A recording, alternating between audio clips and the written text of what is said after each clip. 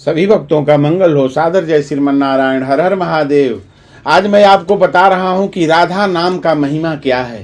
राधा नाम जपने से मनुष्य को क्या क्या फायदा होने वाला है।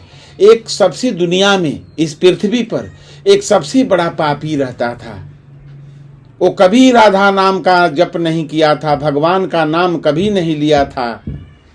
एक दिन यमराज उसके पास पहुंच गए उसका प्राण लेने के लिए। अपने पूरे जिंदगी में कभी भी एक बार भी भगवान का नाम नहीं लिया था। जब यमराज जी उसके पास पहुंचे तो उसने पूछा कि आप कौन। यमराज जी बोले कि मैं यमराज हूं, तुम्हारा प्राण लेने के लिए आया हूं। तुम इस दुनिया में सबसे बड़े पापी हो, इसलिए पापी हो कि कभी भगवान का नाम नहीं लिया हो, राधा का नाम नहीं जप किया हो। उसने पूछा कि कैसे साबित करेंगे कि मैंने भगवान का नाम, राधा नाम का महिमा, राधा नाम जप नहीं किया है।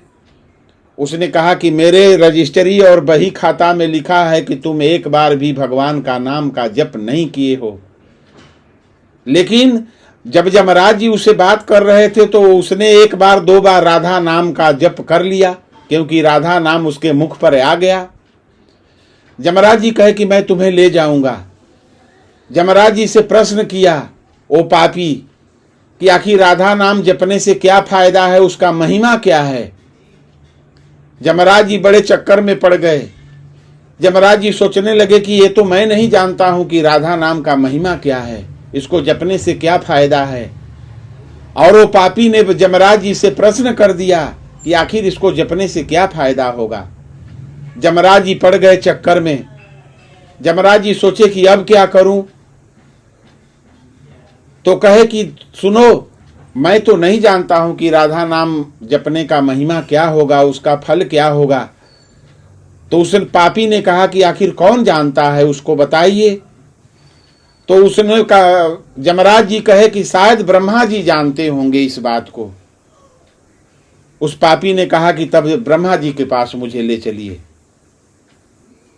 और कहा कि ऐसे मैं नहीं जाऊंगा।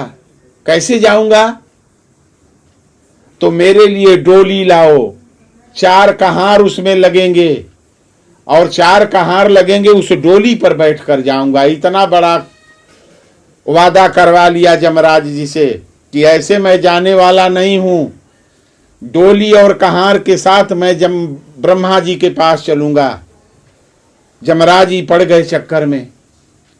डोली मंगाए, कहार मंगाए, 3 कहार, और एक कहार के जगह पर 4 कहार होते हैं, 2 आगे और 2 पीछे।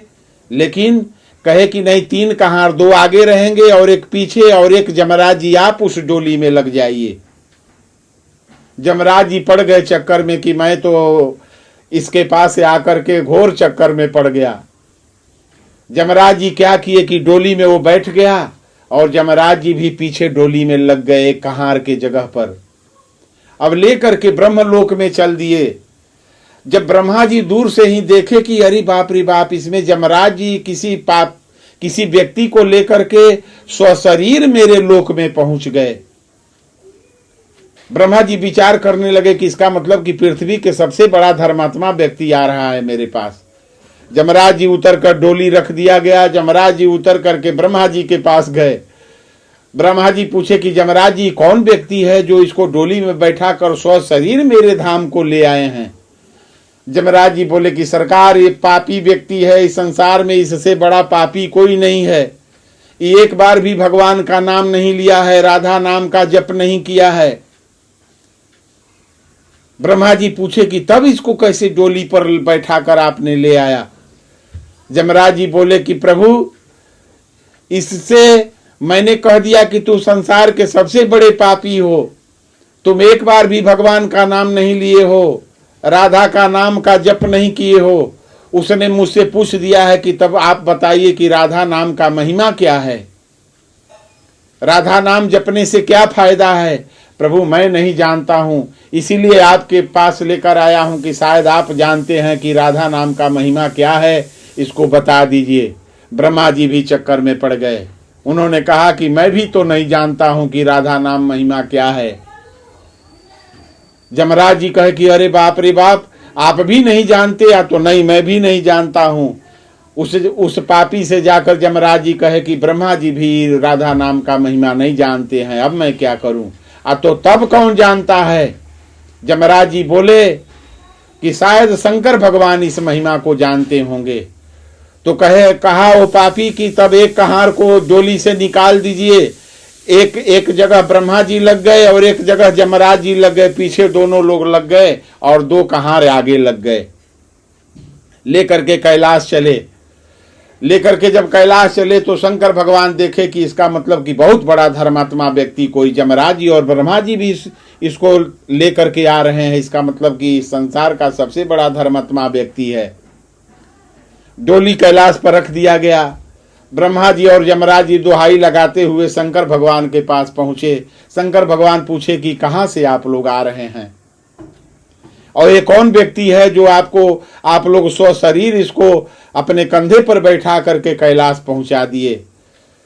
ब्रह्मा जी और यमराज जी बोले कि इस पृथ्वी के सबसे बड़ा पापी है, एक बार भी भगवान का नाम नहीं लिया है, तभी आप लोग इसको स्वशरीर डोली में बैठा कर कैसे लेकर आ गए? अब तो सरकार हम लोग बड़े चक्कर में पड़ गए हैं। कौन सा चक्कर है भैया?